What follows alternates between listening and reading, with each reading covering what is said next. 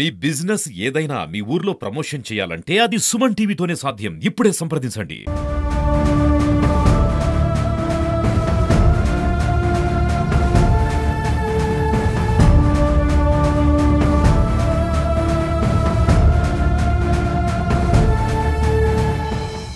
ఎగువన కురుస్తున్న వర్షాలతో ధవళేశ్వరం ఆనకట్టకి వరద ప్రవాహం పెరుగుతోంది.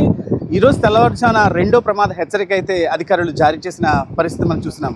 మొత్తంగా 40 ఫీట్లు వాటర్ చేరినప్పుడు మొదటి ప్రమాద హెచ్చరిక అంటే మొత్తం అధికారులందరూ కూడా ఆ స్థాయిలో అప్రమత్తం అవుతుంటారు. లోతట్టు ప్రాంతాల ప్రజల్ని అప్రమత్తం చేస్తూ ఉంటారు. ఇక రెండో ప్రమాద హెచ్చరిక 43 ఫీట్లకు ఉంటుంది. ఈ 43 ఫీట్లు వచ్చినప్పుడు అత్యంత లోతట్టు ప్రాంతాల ప్రజల్ని తరలించే ప్రయత్నాలు అయితే చేస్తూ ఉంటారు. ఇక 45 ఫీట్లకు దాటిందంటే మూడో ప్రమాద హెచ్చరిక. ఇక్కడి నుంచే ఖాళీలు చేయించే ప్రక్రియ అయితే పూర్తిగా జరుగుతున్న పరిస్థితి ఉంటుంది. మరి గోదావరి నీటి మట్టం చూసుకుంటే క్రమక్రమంగా పెరుగుతోంది. ఇంకా భద్రాచలం దగ్గర ఎప్పుడైతే వాటర్ డిస్పాచ్ అయిందో ఇక్కడికి ఒక 8 నుంచి 12 గంటల లోపు ఆ వాటర్ అంతా వస్తుంది కాబట్టి మరింత పెరిగే ప్రమాదం ఉన్నట్టు కూడా అధికారులు చెప్తున్నారు. ప్రస్తుతం ధవళేశ్వరం ఆనకట్ట వద్ద 14.10 అడుగుల నీటి మట్టం నమోదైంది. ఇక గోదావరి నదీపాయలు వశిష్ట, వైనతయ్య, గౌతమి నదీపాయలు ఉధృతంగా ప్రవహిస్తున్నాయి.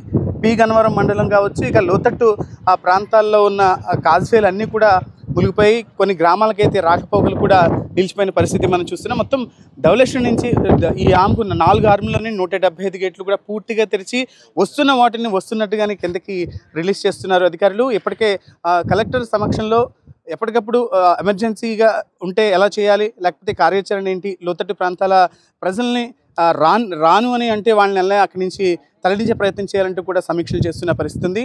ఇటు ఇరిగేషన్ శాఖ, రెవెన్యూ శాఖ అధికారులందరూ కూడా పూర్తి కార్యాచరణతోటి ఈ ఫ్లడ్ మేనేజ్మెంట్ అయితే మేనేజ్ చేస్తున్న పరిస్థితి ధవళేశ్వరం దగ్గర కనిపిస్తోంది. కెమెరా పర్సన్ గణేష్తో విక్రమ్, సుమన్ టీవీ, రాజమహేంద్రవరం నుంచి.